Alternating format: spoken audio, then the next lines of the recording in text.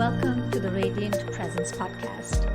This is your host, Puja, and I want to tell you a story. Once upon a time, I used to work at tech startups in mostly product management roles, and I was a truly terrible listener. Not just from a product development perspective, when it came to listening to feedback from customers or internally about being agile, about shipping feature enhancements or bug fixes, but also in general as a human being. I had a team of wonderful, brilliant human beings under my care, and I lacked the empathy to try and understand what they might be struggling with, both personally and professionally, to help them, to support them. I was very, very focused on launches and deadlines and monthly downloads and quarterly revenues. So this remained a blind spot for me. And then many years passed and I moved to the United States. And one thing led to another, and I entered the profession of coaching. And in the best cosmic joke of all time, in order for me to get my certification for coaching, I had to develop and demonstrate the skill of listening. Don't you love how the world works? So, what I have learned over the years is that listening happens on a spectrum. And a lot of what I considered, or we in general consider listening, is not really listening. So let's look at that spectrum.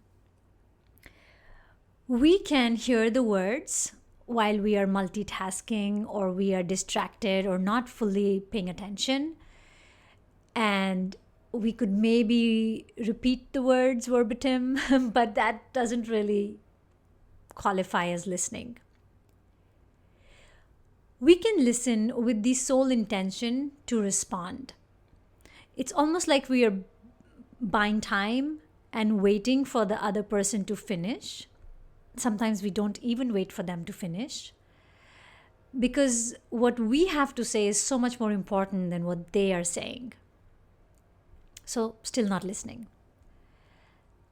We can listen with, this is a well-intentioned type of listening, but I call it listening with fake empathy, where we say, I know exactly what you're talking about. I know exactly what you've been through. I've been through the exact same thing, and this is what happened to me. And, this is how I fixed it, and you will be fine. You do these things. In reality, no two people, even if they have had the same exact experience, are actually having the same exact experience. There are so many other influences that play a role in how we understand an experience that we can't really fully claim to understand. We can also listen with a very tactical, dry, logical mind. And by that I mean that we are processing what we are hearing through a very intellectual lens.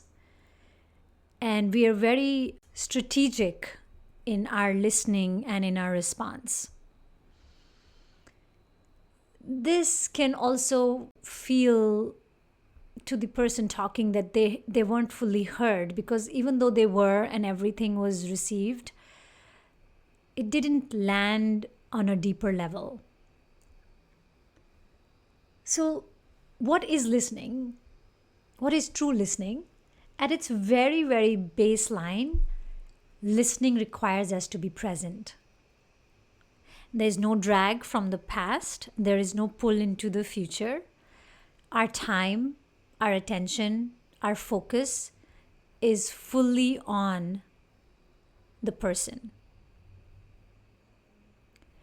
At the next level, we are fully present and our mind is open. We make the effort to actually develop a beginner's mind What that means is that we are non-judgmental. We don't have any preconceived notions. We are curious, like a child almost. We don't have any agenda or outcome in mind about what this person is going to say next and where they are going. And that requires us to be really, really open-minded, because we know a lot about a lot, right? And when these are people who we know for maybe many years, we work with them, we live with them, we tend to think that we know them and that we know where they're going with this. And an open mind is very intentionally refraining from jumping to conclusions. And then at the peak of listening, we have presence, we have an open mind, and we have an open heart. What this requires of us is to drop into our heart and move into a receptive place. Like our heart is a receptacle. And we allow ourselves to be vulnerable and unknowing and uncertain about what is going to unfold in this moment and where and how it is going to land. In some ways, by doing this, what we are communicating, we're not saying anything, but what our energy is communicating to the other person is that I care about you. I want to understand who you are through this conversation. I want to understand what is going on for you. I want to sit with you with all the empathy and compassion and understanding that I can muster and share this moment of solidarity and camaraderie with you. And when we listen like that, with presence, with an open mind and an open heart, something very profound and powerful happens.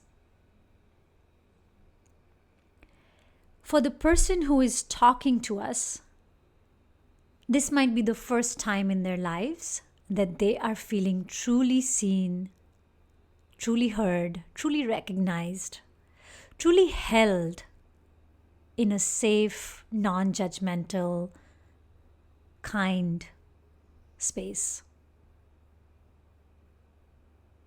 This in itself can help them heal, integrate, release, synthesize a lot of pain and wounding and unresolved issues that they might be struggling with that might be connected to the topic that you talked about. But in general, just that quality of being held in a safe container and being fully seen and understood can be very, very transformational for the person.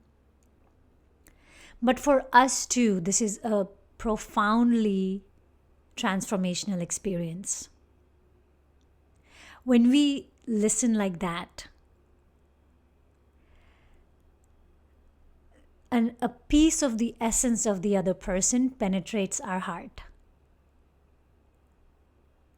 And we have, in spiritual terms, what is called an experience of oneness and interbeingness ourselves. And we're never the same again. We are richer from that exchange. There is more meaning and fullness in our life from that experience. And we now have a heart that holds a piece of this person in it. So, I would love for you to consider if you have been listened to in this way.